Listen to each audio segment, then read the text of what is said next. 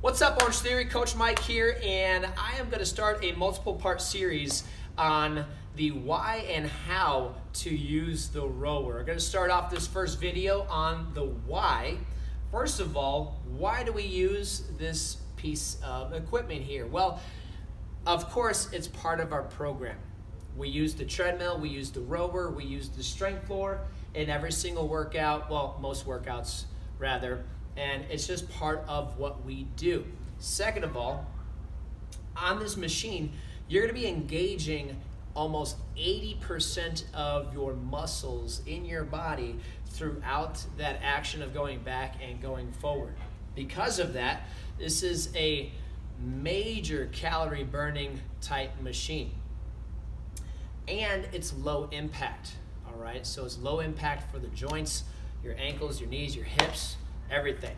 So big positives around this machine right here.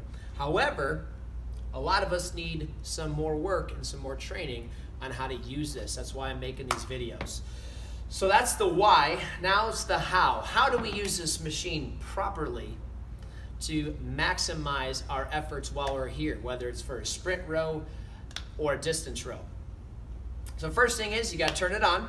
Once you sit down, roll forward, press the on button on that monitor, left side of the screen there. Now we got a bunch of zeros. I'm going to talk about the monitor in another video, okay, what you're looking at here, where everything is located.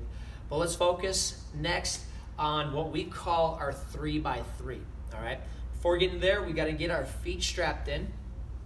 Ideally, we want the strap across the widest part of our foot, which is also known as the ball of our foot, so widest part there. Typically, if you're looking down at your shoe, it's right after where your shoelaces are, maybe a little bit further up your shoe there. But I like to have 5 orange holes exposed at the top of my foot plates here. So I'm gonna get both feet in, strap my feet down. One big loop, so you gotta pull both straps at the same time, up and out to really lock your feet into place. And then you're grabbing the handle. Ideally, right here, you wanna grab the handle at the widest part and tuck those thumbs right underneath right there for you, and that's a good position for gripping the handle. Now, back to the 3x3. What is the 3x3? You hear us coach all the time. The 3x3 is broken down into your order, your power, and your timing, which you hear us a lot in class during the warm-up to get all of our rowers moving in the proper way. Also here on the second half of class, usually when everybody from the treadmill gets on the rower for the first time. Whether or not we're listening is another story.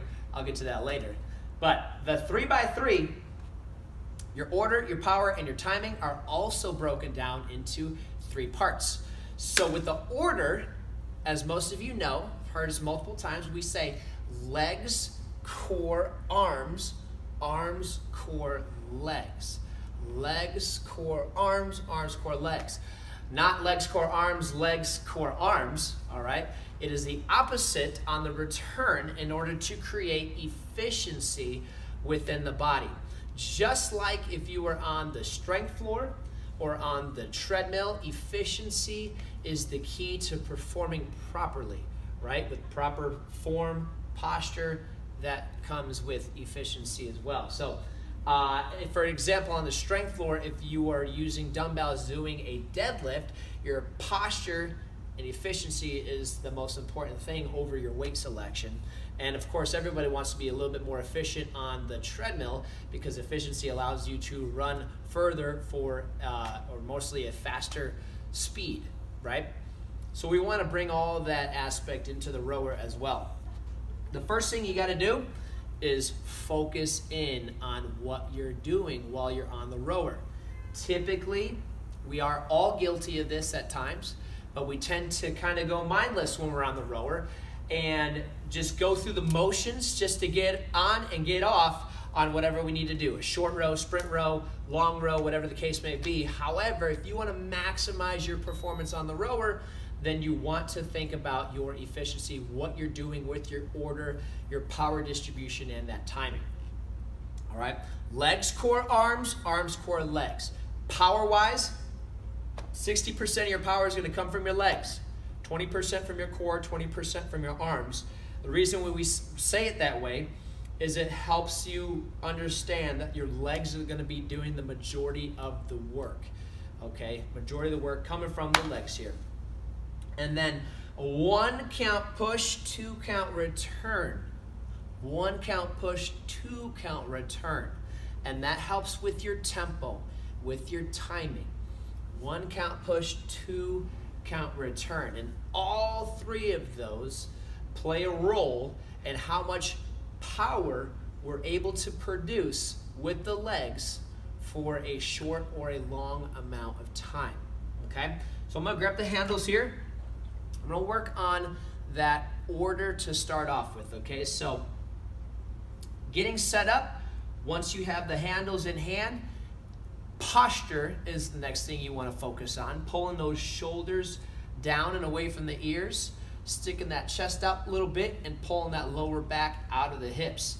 Now I'm in a good position right here. We all get in trouble sometimes as we fatigue more to let go of our posture a little bit, and that tends to be where we end up hurting our lower back. We want to maintain good posture and focus throughout the entire rowing period here, okay? So we're gonna hold on, shoulders down, chest upright, pulling that low back out of the hips, and now we're engaging the legs. Legs, core, arms, arms, core, legs. Legs, core, arms, arms, core, legs. You notice when I'm coming back in, my arms are releasing. Basically, they never stop. They just hit my chest, come back out. Then I'm leaning forward at the core. My legs haven't even started bending yet, unless they're already. But look how much further my hands are past my knees before my knees start to bend, and I'm coming forward, getting ready for my next push. All right? So that's important to allow those legs to recover in between each of those pushes, because that's going to allow you to maintain a higher intensity for a longer amount of time, whether it's for a short row, a sprint row, or a long distance row. So there's your order. Power, again, remember 60% power coming from your legs, 20 from the core, 20 from the arms. With that 1, 2, 3, 1, 2, 3, 1, 2, 3 count tempo there to help with your efficiency on the rower. All right, so going back, couple key points. Focus in. Stay mentally engaged on what you're doing on the rower. Posture to help with any aches and pains, or just in general, help with that power and performance on the rower. Shoulders down, chest upright, back straight. And then your 3x3, your order, your power, and your timing. If you guys have any questions, comment below, or come see your coaches in the studio before or after class. Make sure we're watching you guys, helping you out, making you better rowers, and we'll see you guys in the studio soon. Take care.